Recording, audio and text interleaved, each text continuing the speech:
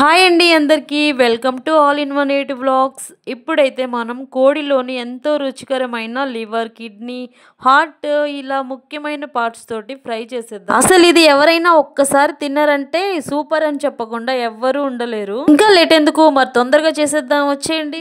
ముందైతే మనం షాప్ నుంచి ఇవి తెచ్చుకున్న తర్వాత నీట్గా క్లీన్ చేసుకొని కొంచెం పసుపు, కారం, ఉప్పు వేసి బాగా కలుపుకోవాలి.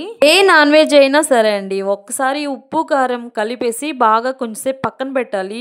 మినిమం మనకు కుదిరితే ఒక హాఫ్ అన్ అవర్ అయినా పక్కన పెట్టేసుకోవాలి. ఇప్పుడు ఇది ఇలా పక్కన పెట్టేసిన తర్వాత ఒక 4 పచ్చిమిరపకాయలు, 2 ఉల్లిపాయలు సన్నగా కట్ చేసుకోవాలి. ఇంకా ప్రాసెస్లోకి వెళ్ళిపోదాము. పొయ్యి మీద బాండీ పెట్టి ఫ్రైకి సరిపడా ఆయిల్ పోసుకోవాలి.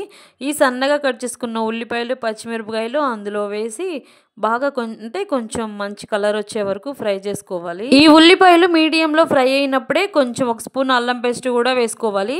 అది కూడా మంచి కలర్, పచ్చి వాసన పోయే వరకు వేగనివ్వాలి. ఇప్పుడైతే నేను ఇక్కడ 1 స్పూన్ వేసా, కానీ మన కర్రీ క్వాంటిటీని బట్టి అల్లం పేస్ట్ వేసుకొని బాగా పచ్చివాసన పోయే వరకు కలుపుకోవాలి.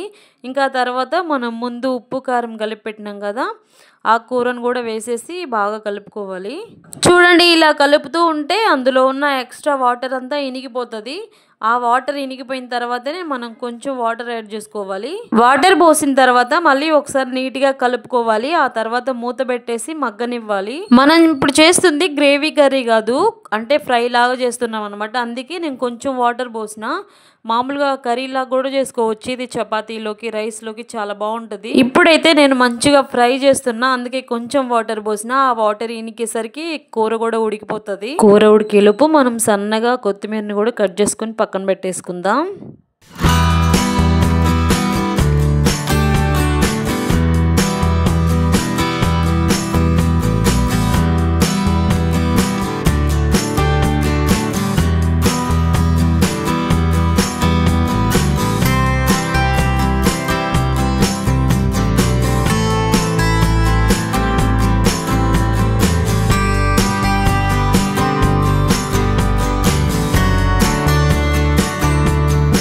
చూస్తున్నారు కదా, మనం కూరలో వేసిన వాటర్ అయితే పూర్తిగా ఇనిగిపోయి డ్రై అయిపోయింది. ఈ టైంలోనే మనం కొంచెం మసాలా వేసుకోవాలి. మసాలా కోసమని నేను ధనియాలు, ఎండు కొబ్బరి, తెల్లగడ్డ, చెక్క, మొగ్గ ఇవి మాత్రం వేయించుకొని మిక్సీ పట్టేసి వేసేసిన. చివరిగా మనం సన్నగా కట్ చేసి పెట్టుకున్న కొత్తిమీర వేసుకొని కూర కలుపుకుంటే మన టేస్టీ కూర రెడీ అయిపోతుంది. ఇంక ఇప్పుడు ఒక బౌల్లోకి ఫ్రై మొత్తం తీసేసుకొని పైన సన్నగా కట్ చేసుకున్న ఉల్లిపాయలు, ఇంకా పచ్చిమిరపకాయలు, ఒక నిమ్మకాయ పిండుకుంటే టేస్ట్ అయితే అద్దిరిపోద్ది. మీరైతే వీడియోని సబ్స్క్రైబ్ చేసుకొని వెళ్ళండి. ఉంటా మరి.